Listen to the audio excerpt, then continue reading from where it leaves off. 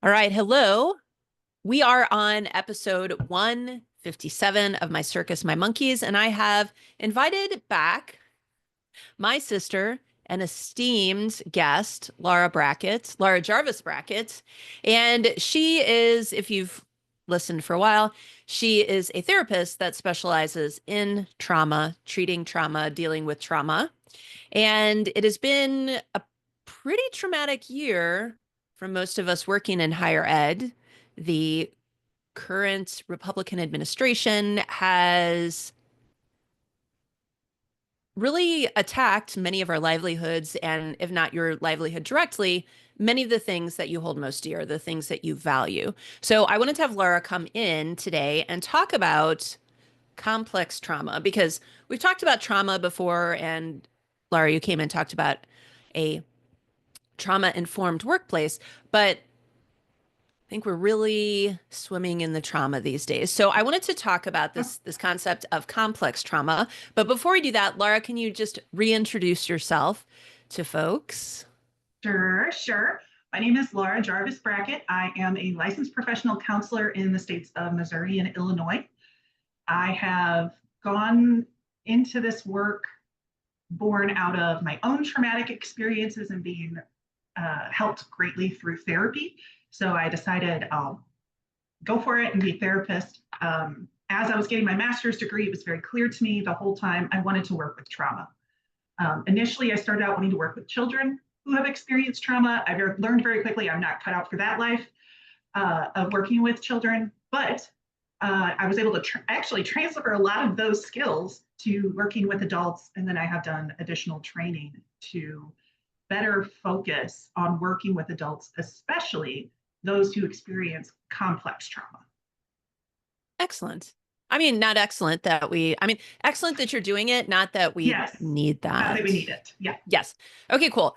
So I think just to start out, what is the difference between trauma and complex trauma? sure. And it's a good thing to differentiate because we use the word trauma sort of interchangeably with anything that's upsetting. And it's from my world, like it's not the same thing. So a trauma is any experience where you felt powerless and afraid. That may have involved being scared for your life, being scared for another person's life or their physical safety, being scared for someone's sexual safety, even being scared for something like financial safety. Like, okay, gosh, almost went bankrupt. All of those are traumas. Now, complex trauma is sort of a variant of that. So we have what we refer to as a single instance trauma, which would be something like a car accident. It could be losing a job. Those are all things that happen the one time. And if you have had a relatively untraumatizing life, you can manage those things a little differently. Complex trauma is when you experience either multiple traumatic situations sort of in succession, or you have a long lasting trauma. When I say long lasting trauma, what I mean are things like growing up in an abusive household, being in an abusive or manipulative relationship, being part of a religious institution or a cult that is highly controlling and manipulative. People who experience this type of trauma, complex trauma, especially if they experience it in childhood, they will often have longer lasting effects that seem to be very intense. And a lot of times people look at them and go, oh, that's your personality. This is where you Oh, see people getting diagnosed with personality disorders, things like oh, bipolar, or excuse me, borderline personality disorder, narcissistic, histrionic personality disorders. I Most of the time, those people have a complex trauma history in childhood. Interesting. So their diagnosis or their personality, however you want to think about it, is actually the result of that complex trauma, um, and Yeah, how they're coping with it and how they're managing it, so to speak. right. And I always bristle a little bit at saying, oh, this is their personality. It's like, no, this is how their nervous system has determined it is best for them to stay alive given what they learned early in life. Interesting. or given what they learned in a very intense and long lasting situation. So it Okay. doesn't necessarily mean that they were born um, being really intense, Sure. although humans have variations of the level of intensity with which they approach life. Right. But when they experience this complex trauma, that got heightened. And so Uh, when I meet people as adults who say, I've been diagnosed with borderline personality disorder, depression, anxiety, OCD, usually my immediate thought is we have complex trauma in this person's background, most likely in childhood. Interesting. Because of course, when it happens in childhood, that impacts your development. Yes, when we are kids, we are learning how the world works. We don't know really how to do anything as human infants. We know how to cry and we know how to suckle, and like that's it. So we learn from our environment, most often our caregivers or our immediate culture, what it means to be a person in the world and how to survive in that. Mm. And when those types of learning experiences are complicated by abuse, neglect, manipulation, um, being being unable to test things out and try things in the world because you're simply not allowed, Mm. we'll start to develop beliefs about how the world works and Okay. how we continue to be a person in it. And as we get older, we reinforce those beliefs Mm. and we act accordingly. So, an example is if when you are young, you are in a household that is emotionally neglectful, Okay. parents aren't available to you, caregivers aren't available to you to help you learn how to manage your emotions, understand and label them, soothe yourself, ask for help, receive help, give help. If that's not there, that individual, that child may learn people are not trustworthy. Mm. They might learn I can only depend on myself and they become hyper independent. Or they may kind of go the other way and say people aren't trustworthy, so I have to like glom onto them and manage them constantly in order to get my needs met. Interesting. With and of course, like we're trying to do background stuff here, but I'm going to apply this to supervision. So Yeah. what you just described there seems like micromanagement to me. Mm-hmm. It Okay. sure can be. Yeah. Interesting. It can Interesting. it can be, I don't trust that you're going to do the thing, even though you said you're going to do it, even though you've kind of demonstrated to me that you can do it. I need to check in every step of the way. Okay. And it can also be, I need to check in on how you feel about me. So, sort Oh. of the flip side of that being, instead of being the supervisor doing it, if you have a supervisee who is consistently like, I don't know if I did this right. Did I do it right? Do you still like me? Am I still a good employee? Do you still think I have value? There might be some complex trauma stuff at work where they feel so insecure and anxious Mm. that they need consistent reassurance. Interesting. Um, if I may, how does, if it does, parentification fold into this? So, parentification is the concept that as a child, you don't get to be a kid. You have to somehow grow up very quickly because a parent or a caregiver is either not there, not available, or not good at being the parent in control who's managing the household. So, it's sort of like, I'm going to step up and be mom because mom is not very good at this. Hmm. And frankly, it doesn't have to be from a malicious standpoint. It can be single parent who's working three jobs. That's, that's the impact of potentially poverty or intergenerational poverty, as opposed to, wow, mom's just not a good mom. But Right. regardless, you have a child who sort of steps up into this role and they are taking on responsibility that their brain has not really developed fully enough to Right. understand what they're doing and how they should, theoretically, according to child development, be functioning in the world. They Sure. had to be this tiny grown up. Okay. All right. Well, that makes sense. I think that's a good kind of background Mm-hmm. on this concept. So here we are now, 20 something, 30 something, etc. And Mm-hmm. we have a full, we've gone to college, we have a full-time job, and we're a supervisor in higher ed. Huzzah. Ooh, Yeah, I know. So we've obviously at this point, we have a lot of coping skills and just skills. Like we've obviously developed and, we're probably good at a lot of things. How does this impact us now? Like Yeah. let's because I want to talk about it from two perspectives. A, if you are listening and you are a supervisor, is this you and how does it impact you? And then after we kind Mhm. of dig into that, I want to talk about what if you are supervising someone who has experienced this. So we'll start out with our sweet, wonderful listeners.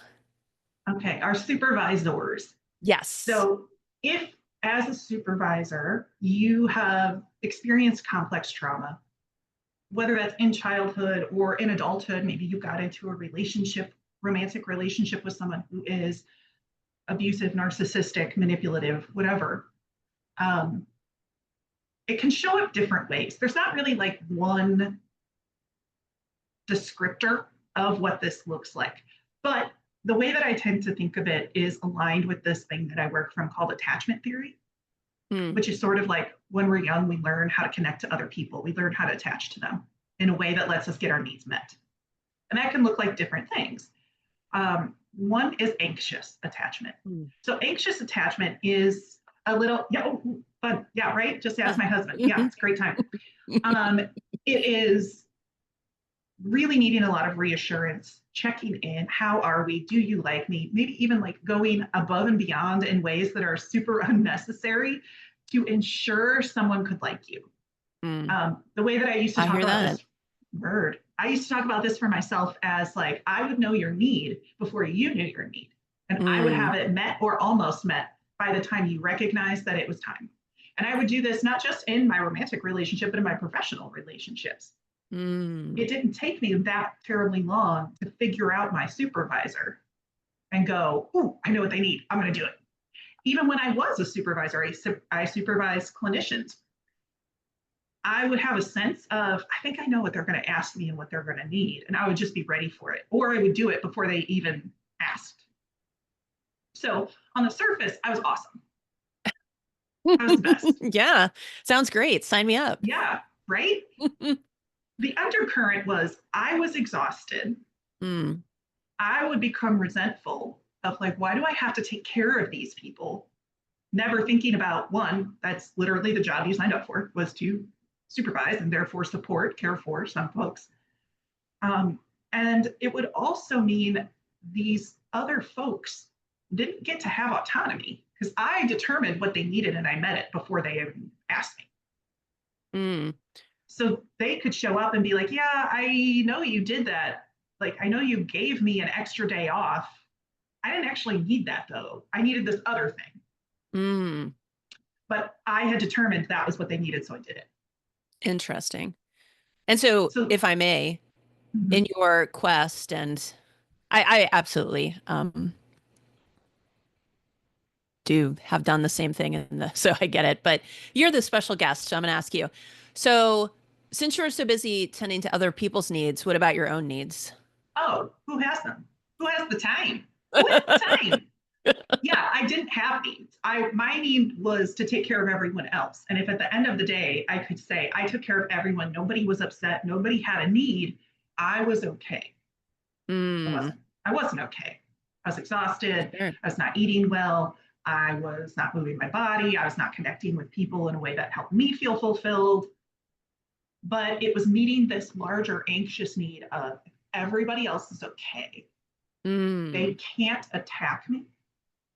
I can't Ah, I can't be found lacking. sure, sure, sure.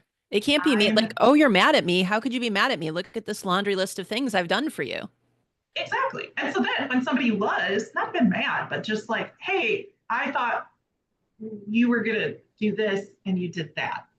Right. So simply just pointing out something. My instinct was to be defensive Mm-hmm. and be like, how dare you Right. not think I'm the best because I did everything for you. But they Right. didn't know I was doing that. They never asked for it and may Right. not have even needed it. Okay. That's the anxious presentation of it. Okay. Avoidant presentation is another way that this can show up.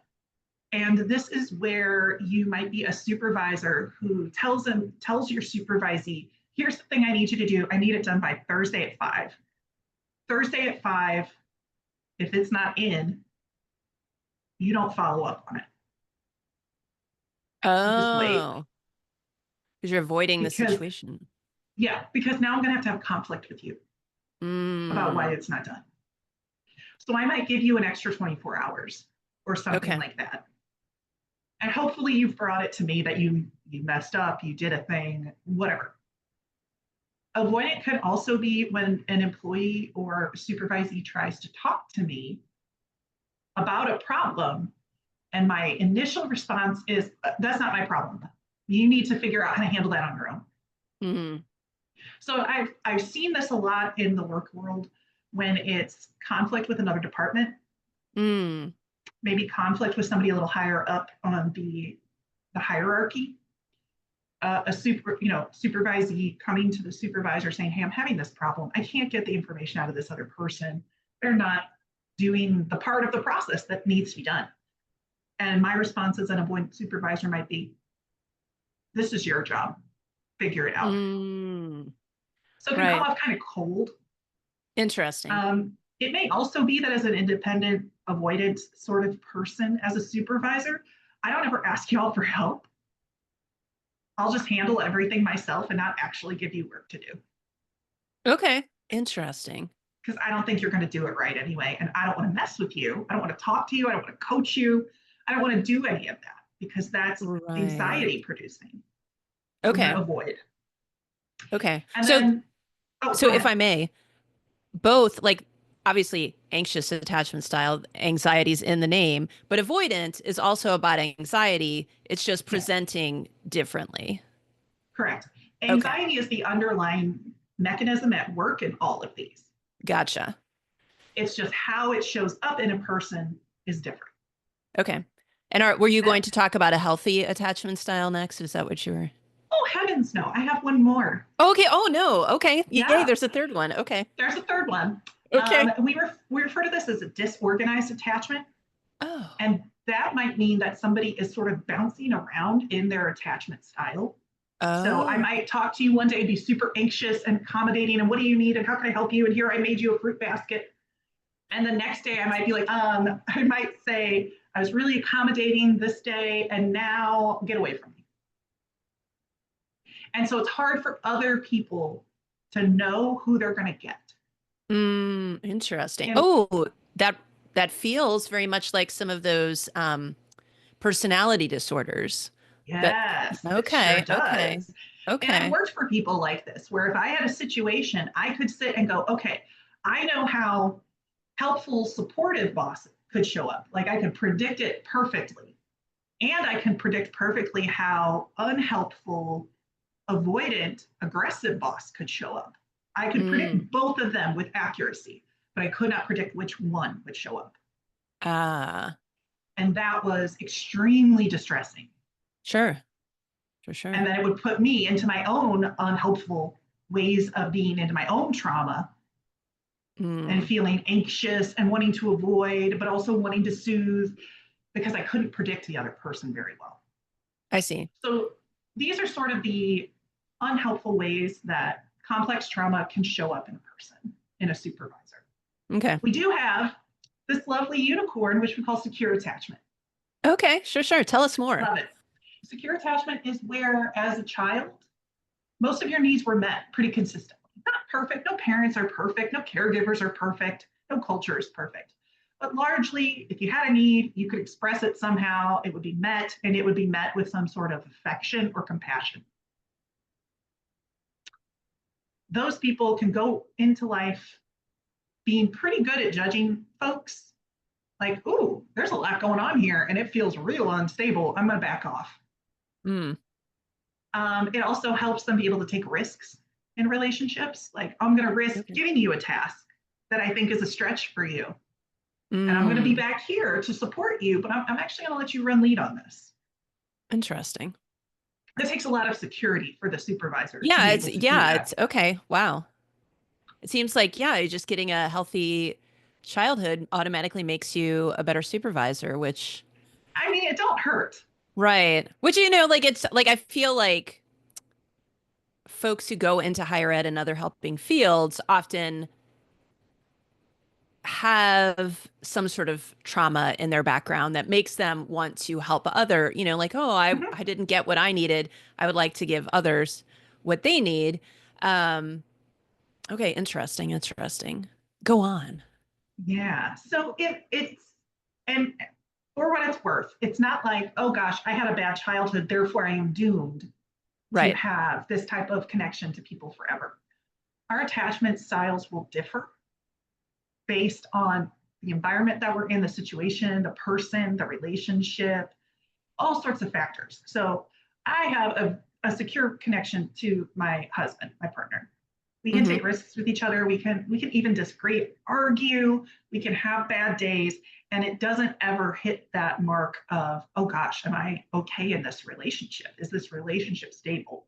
I already know that, so I can Mm, we can push on each other a bit.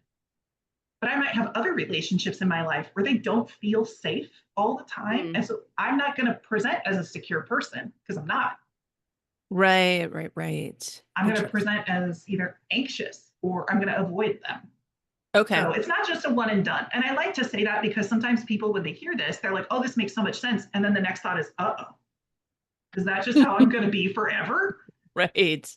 Not necessarily, but it does take some recognition Okay. of what am I doing in these relationships and environments? How am I Okay. showing up? And is it helpful? Okay. And if I heard you correctly, or I should say if I understood you correctly, when you encounter, I'll use the word, like I feel like the word trigger is overused, but I also feel like trigger has become triggering, like the word itself. Yeah. But I feel like it's a valid word. Like if you run into someone like the boss you were describing that, ooh, am I going to get good boss or bad boss? That can re-trigger some of those earlier traumas for you, which then Mhm. makes the Lara of whatever age that was respond in a way that you wouldn't necessarily respond now, but Mhm. it's like gotten kicked back to a different part of your brain almost. Does that is that correct or Yes. somewhat? Yeah. Okay. So it's sort of like the younger traumatized part of me Okay. recognizes and is like, uh-oh, I know this person. Hmm. This boss is like this person who was abusive to me before. Okay. And so I'm going to start acting from that anxious place. Or that Gotcha. some people will say, and I've said this before, like, I feel young. I feel like a kid trying to talk to a principal or something, but really I'm a grown Uh, person talking to another grown person who has, yes, some power differential to okay. me, but like it's not that serious. Like that old Right. concept of I'm going to get in trouble Sure. is Okay. different as an adult. I can have consequences for sure. I could get Right. fired, I could get reprimanded, I could have any number of things happen. But it feels like a little kid who doesn't know the impact of how much trouble they're going to get in. And like it Yeah. can feel catastrophic. Okay. And just to I guess go deeper. These are all things that are like going on in your subconscious and then you feel them in your body. So it's a somatic experience as well. It's not just like because when I talk about self-care and stress, I'm like you can't outthink stress. So Right. similar here, like you can't, oh, I'm listening to this podcast and now I get it, so now I'm good because it's still how your brain is currently wired until you, of course you we'll get to the part where, ooh, what can we do about it? But I Uh-huh. just want to lay, of course, the foundation. So, okay, excellent.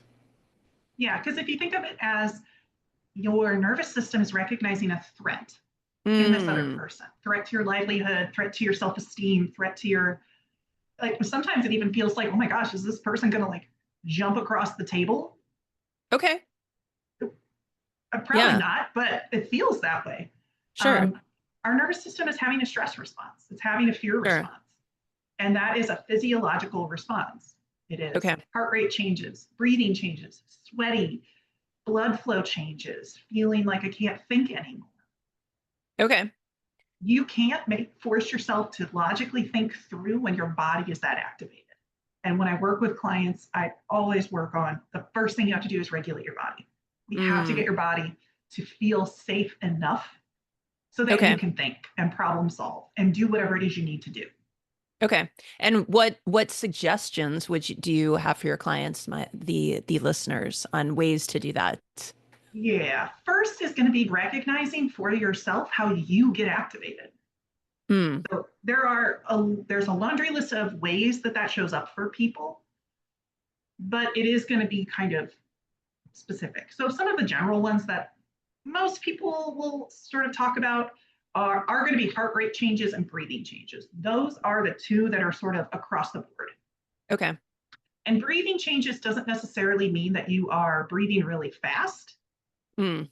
It could also mean that you are hyperventilating sort of by breathing very slow and shallow. So Oh. I think of this as somebody who's going into that freeze response, which is I can't move my chest too much because they'll see I'm alive. So I have Sure, to take sure. very small, imperceptible breaths. It can also be hyperventilating. That looks like Sure. that kind of thing. So those are the two that really show up pretty much in everybody that I've worked with. Okay. But it can also be like, oh gosh, I'm suddenly very sweaty. I'm flushed. My legs feel like jelly. My hands and feet get cold. In the extreme experience of it, people can get tunnel vision. So the peripheral vision starts to get dark and close in, feel lightheaded, even pass out. They can have Okay. stomach issues, stomach upset, all sorts of things. So I really encourage people to pay attention to their own body when Mm. they get set off, Okay. because you're going to have triggers and physiological cues that are specific to you. So like I know when I get my most anxious, my legs feel like jelly. Interesting. And I feel almost like like I've gotten sucked back into a tunnel. Huh. Okay. That's, for me, that's how I know, okay, we've hit too far. Okay. We need to bring out the big guns.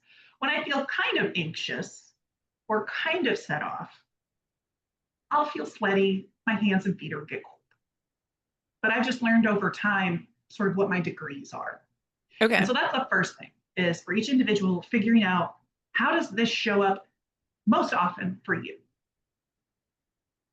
Regulating your breathing is a key part of this. And I know some people are like, are you seriously going to tell me to take a deep breath? And I'm like, yeah, I know. Okay. I've gone to the emergency room with a panic attack and they've been like, I need to take a deep breath sometimes too. And it made me so very enraged.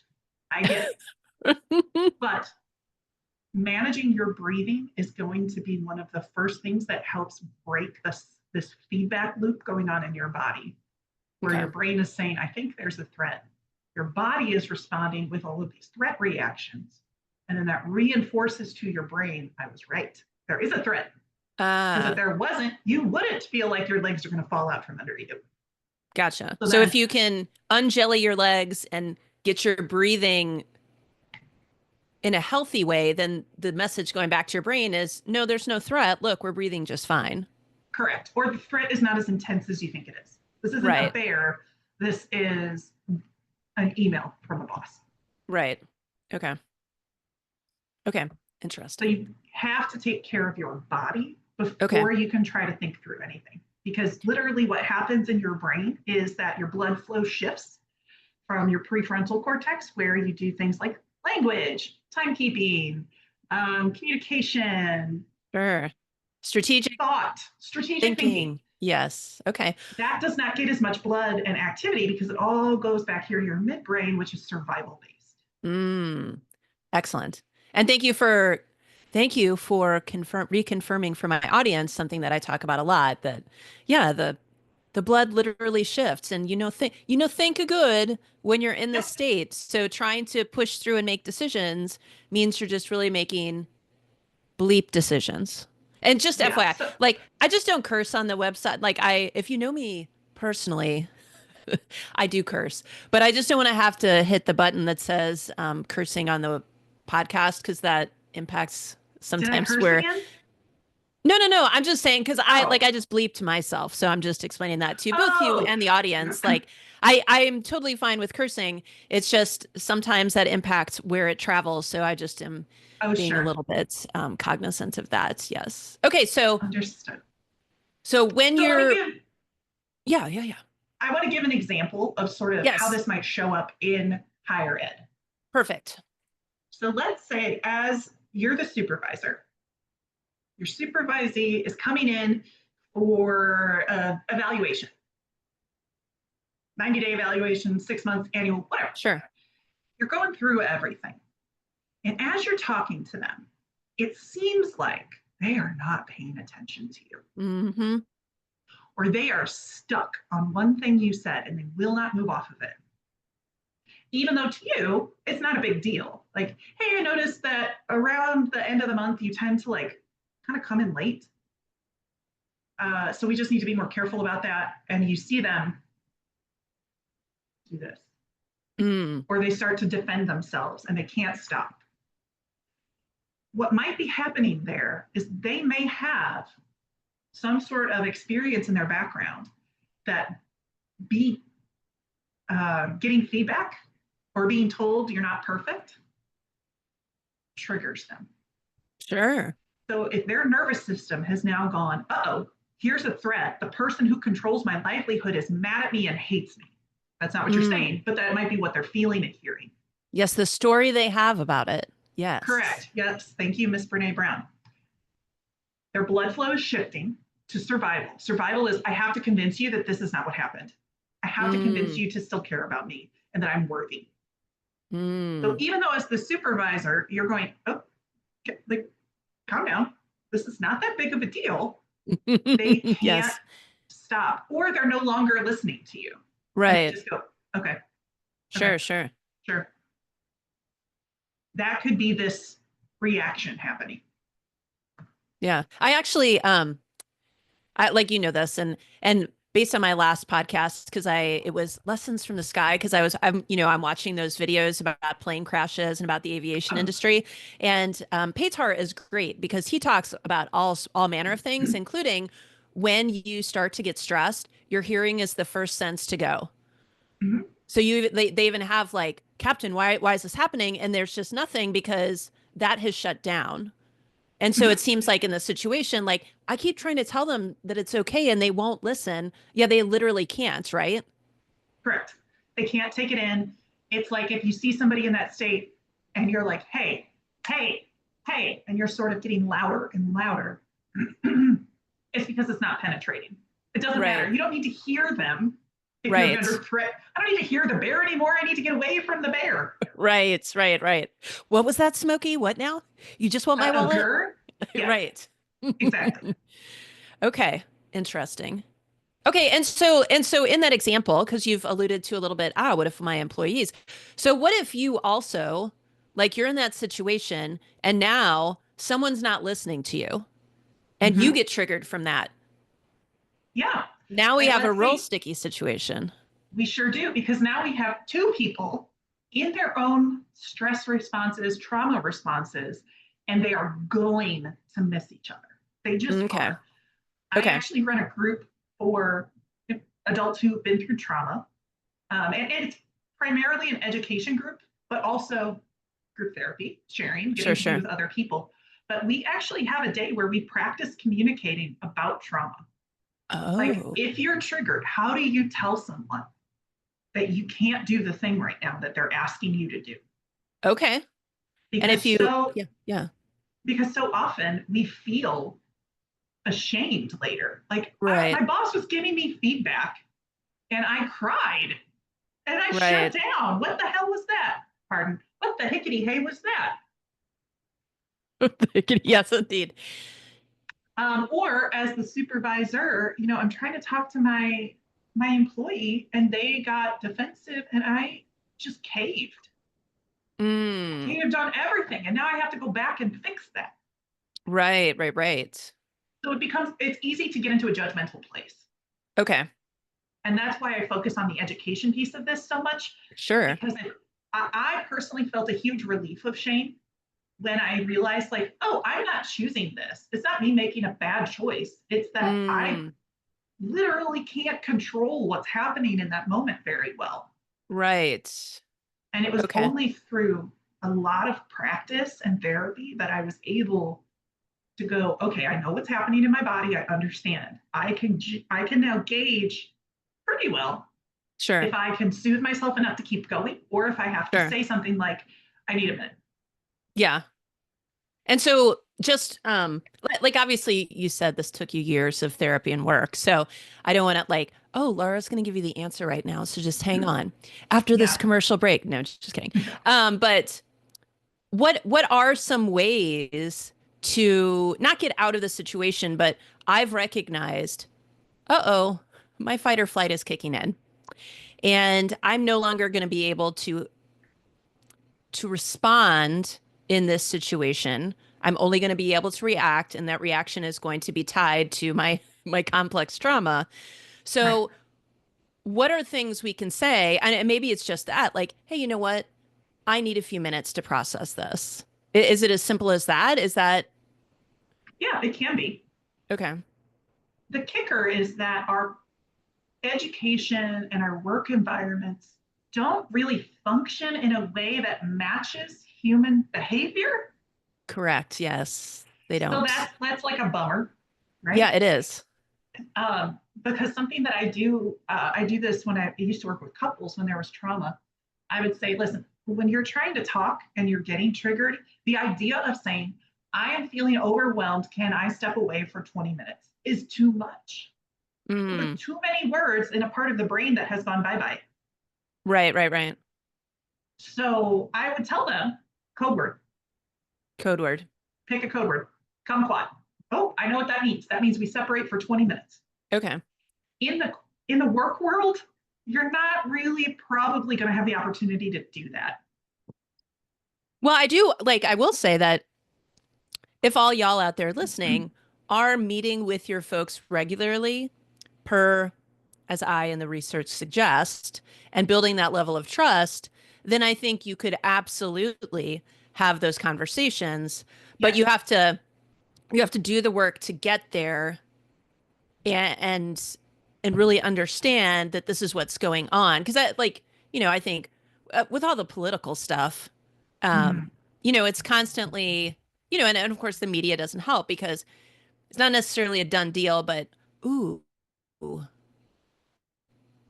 somebody said that we're going to pass this or that or get rid of this or that. Yeah. And we just immediately go into fight or flight. And then our ability to navigate that situation in a way to advocate for ourselves, our students, etc., is no longer online because per like you just said, the brain, the blood is shifted to a different part of our brain that is only about survival. And so, well, you know what I'm saying. Yes. So yeah, because so many of our like, I would anticipate, I would hypothesize that people may need to have some of these conversations and they are pre-triggered. Like I'm already triggered about Yes. this other big thing, but I also know I need to talk to Bethany about coming in late at the end of the month. And so I'm already going into the situation, in Yeah. a whacked out state, or not a whacked out state, but like just in fight or flight. Elevated. And I'm trying to just get through because I know I have all this stuff to do. So I'll just try and push through. And so now we have just layers upon layers. Yes. And that's part of the self awareness is Okay. recognizing I don't have a lot of capacity. I always use Right. the analogy with my clients of like a cup that gets too full. Oh gosh, look at me. I have a visual. Oh, very So nice. when I get up in the morning, if I have complex trauma that I don't understand too terribly well or know how to work with very well, I might start off with my cup already like a quarter full, Okay. meaning like I only have this much space for nonsense, so to speak. Okay. And for those of you listening, not watching, she's holding a glass of water and she's indicating that her glass is a quarter full. So she has less capacity for nonsense Yes, as the cup gets filled the rest of the day. Please continue. exactly. Yes, that was a fabulous synopsis. Thank you. So then, if that's how I feel just waking up, and then I read the news, And I see that the Department of Education is going to get shut down, that they are restricting the types of research that institutions can do, that they are getting rid of programs that are vital to either my job or my students.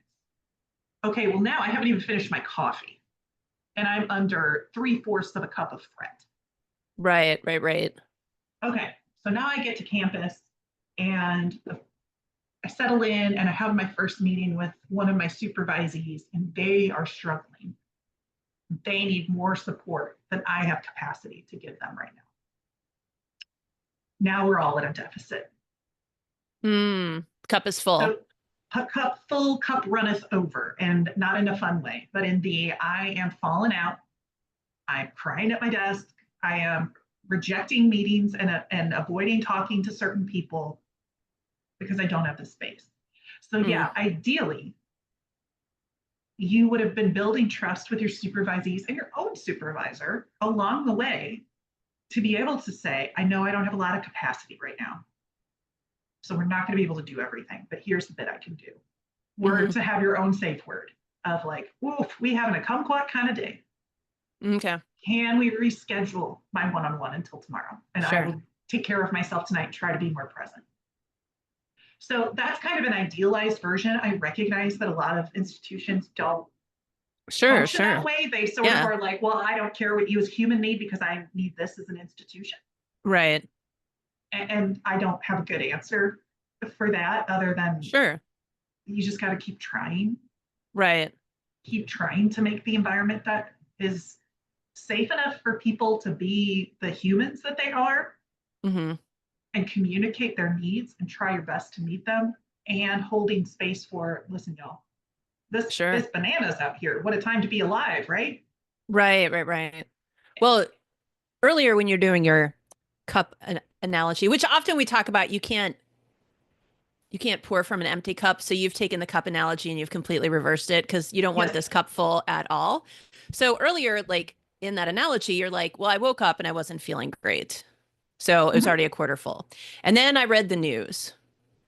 So I think we're just like, I think many of us, well, especially in higher ed, but around the country, are juggling with this. How do you be informed? But if every day you read the news, your cup just gets full and now you're triggered, like how do we strike a balance? I'm sure many people who are coming in to see you have this exact problem. Oh, for sure. The number of clients that are like, oh, I spent this morning doom scrolling and now I don't want to be a person anymore. And I'm like, I get it. I wouldn't either. The first thing is recognizing your capacity is not the same every day. Right. We tend to think that if we do X, Y, and Z, our capacity is exactly the same every single day. And it's just not. Okay. I 100% last week when I had a cold and I was recovering from surgery and I was moving to a new office, my 100% was kind of just being able to grunt at a human and be like, okay, sure. Yeah. I just didn't have it in me. This week, I can be on a podcast and talk like a person. It's great. Sure. So my capacity is different. I'm still giving 100%. Okay. Or I'm giving 90%, whatever your ratio is. Yeah. But it's just recognizing my capacity is not the same every day. So there are some mornings where you could wake up and say, I could read the news today. I feel like I got the room. Gotcha. And there might be mornings you wake up and go, I don't think like I could read a news source, but I can't go on social media. Sure. Okay. So I can check NPR, but I can't watch my third cousin. Okay. And so just like, yeah. And so just like you were talking about, what are your triggers? How does your body respond? Like what kind of attachment style do you have? Like this is about being self-aware. Yes. Self-awareness is critical. It doesn't inherently mean that things will change and be different. It just means if I don't know where I'm at, I can't possibly change anything. If I were to take you and blindfold you and plop you in the middle of the forest, and I said, okay, go home. Sure. Yes. Inevitably, the first question you ask, maybe after, Laura, what's wrong with you? Why are you kidnapping me? Is where am I? Right. because I don't know which direction to go. I don't know what I need to get there. I have no understanding of where I'm going. Okay. So having that awareness to be able to say, I know where I'm at today. I know I can handle my work, but that's Sure. it. So Right. that may mean I tell my friends and family up front, like, hey, y'all, love you, not going to be in the group chat today. Right. Self awareness is necessary. And it can be hard to figure out on your own. Not to plug my own field, but like therapy can be helpful with Sure. that Yeah. from the perspective of you have another person there who can ask you insightful questions and isn't going to be too engrossed in the response. If my best friend is trying to do this with me, she does have a vested interest in my behavior Sure. because she's my friend. She wants me to be happy. She wants me to be content. She also doesn't want me to be a pain in her butt. Right. Right. Right. My Right. therapist doesn't necessarily have that same level of investment in how I behave, more just about helping me understand it. Okay. Well, and I wanted to I was going to ask you this at the end, but um how like because you have mentioned in some of your own posts that I've seen as you are my sister, but also like you've alluded to it here, seemingly many people with complex trauma are being miscategorized in Mhm. therapy, which can, I would imagine, lead to medications that are not actually good for them. So how can folks who are so moved find a trauma-based therapist? Sure. So, to start with, anyone who's a licensed mental health professional, whether that's a social worker, licensed professional counselor, marriage and family therapist, psychologist, they all have to have advanced education, master's degree minimum. Not all programs are created equal. I went to an excellent program that had an additional certification that sort of allowed me to be licensed in a different, quicker, in a different way. It was great, but they did not require any coursework on trauma, and in fact, Mm, didn't offer it. Any research I got was on my own. I just, mm, because I knew that was the field I wanted to work in, that was the way that I oriented all the projects that I did, all the papers that I did were around sure. trauma because I knew that's what I wanted and they didn't offer it. So there are a lot of therapists who actually don't have any idea about how the nervous system works. And they Okay. don't have any idea about complex versus single instance trauma or about attachment. The way to find those people is if you are, my number one is if you have a friend or a family member who really likes their therapist and they have trauma and they're like, I'm getting so much benefit, if you can see them, ask those individuals for referrals. Okay. Psychology Today is another place where you can go and there's sort of a clearinghouse. You can type in Mm, your area, things that you're looking for. Look for people who specialize in trauma and PTSD. okay. Even hopefully, people who are specializing in personality disorders have some awareness of this overlap with trauma. I can't guarantee that. Um, Sure. so honestly, the way is when you call and talk to them, and I know you have to talk to them. I'm sorry. Sorry to my millennials and younger who have to make a phone call. Um, Ask them, how do you work with complex trauma? Okay. How do you And tell if someone has complex trauma? okay. And if they go complex, what now? Correct. Not Or them. if they give something about like, oh, it's it's all the same. Right. Um, Move along. Move that Right. Right. way. Right. It's Okay. kind of Cool. like dating. You have to find somebody who seems like they listen, who seems Okay. like they get. Gotcha. Okay. And we have been chatting for a while, so Mhm. I don't, people got this stuff to do and they're often triggered and in fight or flight. So we want this to be helpful but not overwhelming. Yes. So my last question, and again, I was going to wrap up with how to find a therapist, but it just naturally went that direction. But say like the supervisor can obviously like We can't control other people. We can only control ourselves. So we're becoming more aware of our own feelings and when we're triggered. And if we're having a meeting with someone and we're like, oh no, fight or flight time. I need to just suggest and come up with your own shortcut. Like, oh my gosh, I just remembered blah. Can we reschedule this? Like whatever it is to get you out of the situation Yeah. if you don't have a safe enough place where you can have a code word. But what if you noticed whether it's a student or the example you gave the person that you were just lightly going to cover a few things with is clearly no longer listening and getting very defensive. It's not, of course, your job. Well, if you did think it was your job, it's not your job to say, "Oh, wow, I think you're having a trauma response right now, Bethany. Maybe we better," like, because obviously that's, you know, Yeah. Don't want to beyond your overstep. correct. But so how can you diffuse that situation? Because again, there's no point in you trying to talk to them anymore at that point because they know and listen. They're Right. somewhere else and it's about someone else. So can you just, hey, it seems like you need a little bit of time to process this. Let's talk about it tomorrow. Like what would be the best way to navigate that with a student, with a staff member, et cetera? I think that's a great way to do it. If you Okay. notice this person's clocked out, they're not with me anymore, um, being able to say, I've given you a lot of information. I know it's a lot to think about. What if we just call it for today and we schedule something for tomorrow, or I can check back in with you at the end of the day Okay. and just see how you're doing. So this goes into the trauma informed workplace stuff. Gotcha. Am I recognizing someone for whatever reason? And you may not know if they have a trauma history, what it is. You just see the ramification of it. Sure. Being able to say, like, hey, okay, this obvious, like, we've done a lot. I want you to take time to think about it. I'm here if you have any questions, if you need to Sure. clarify anything, but let's schedule time to get back together. Okay. Another thing that goes into this is, and this is the pre work before the trigger of being a trauma informed supervisor, is how do you receive news best? Mm.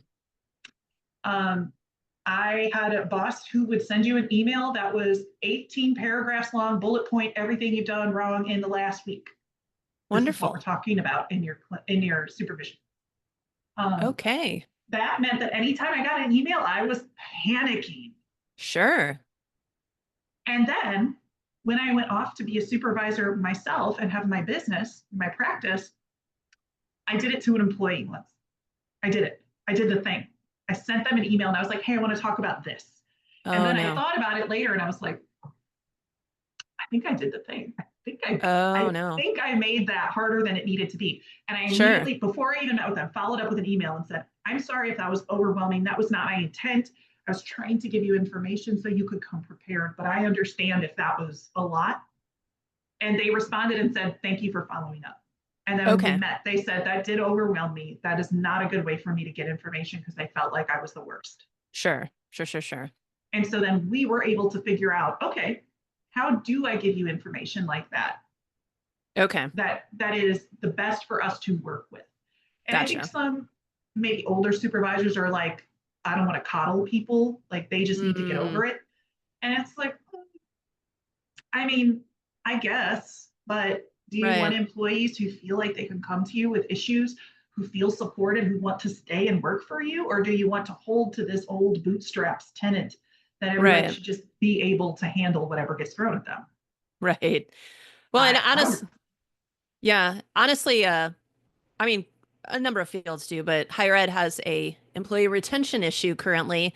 So even though the story you may have is that that's how people should suck it up, that's not the reality of what we're living in. Like you don't have a bunch of super qualified people lined up to take their job. So you need to adjust because that's the point. It's like if you're trying to get them to improve, they need to be able to hear it and process it. And if you just send them into fight or flight every time with ridiculous, oh, that's impressive, awful email, then you've not even accomplished what you wanted, even if it Right. felt easier to you at the time. Right. So, Because then I have to spend a lot of time. trying to work through how they feel about the way I approach them and how Right. they might be pushing back on just my approach. And I Right. never even get to the fact that Deborah keeps coming in late at the end of the month. Sure, sure. Okay. Excellent. All right, so we have been talking for quite a while. It was all good stuff. I have many more questions, but we're going to wrap it up. Is there any last thing that you're like, "Ooh, I really hope she'd ask this," or here's one little bit of nugget that I want to leave you with that you'd like to leave us with? I think the biggest thing is remembering that when your nervous system takes over, when you're triggered, when you're, another word we use is like elevated or Mm, escalated, it is not necessarily your fault. Like you're okay. not doing anything bad, you're not doing anything wrong. And that doesn't mean you get to just continue to do that forever. Mm, So if I recognize anytime I get feedback that isn't, you're the best and the most wonderful thing ever, I shut down or I become a jerk. I might say, like, well, that's just my trauma response. Okay, that's fine. But it's going to make me very difficult to employ. It's going to make it hard to be in relationships with me. And it's going to make my life harder. So at the end of the day, I have to decide for myself. I don't want to do that as much. I want to do things differently mm, because I see it's a barrier to me having the life I want. And now I agree that is not fair that someone else could abuse you and maybe go on with their day not even thinking about it. And you have to spend hours and hundreds of dollars in therapy in order to move forward. It's not fair. I acknowledge that. I don't know a way to make it fair. But that doesn't mean we can abandon it and say, right. sorry, y'all, this is just what you get. Right. Yeah. No, that's good because I do think people feel, "Oh God, why did I do that? What's wrong with me?" Mhm. But that's kind of the answer.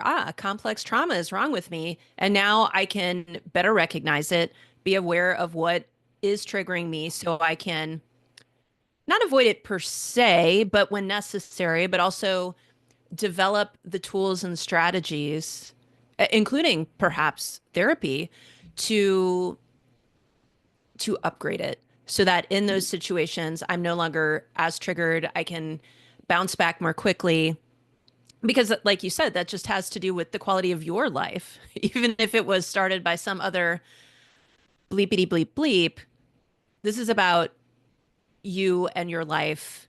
And yeah, awesome. Excellent. So Well, yeah, thank you go so to much therapy, for, everybody. yeah, thank you for joining us again, sister. You're And welcome. yeah, happy traumatic times, but we can get through it. And now we have more tools and more knowledge. So huzzah. Yes, things have gotten harder, more stressful for a lot of people. And that is simply the way of things at this stage in life. And so we Sure. can collapse or we can continue. And Yeah. some days you're going to collapse, and that's okay. I've had Right. those. And it's okay. You need to collapse to rest, recover. And now what? Right. Excellent. All right. Thanks so much. You're welcome.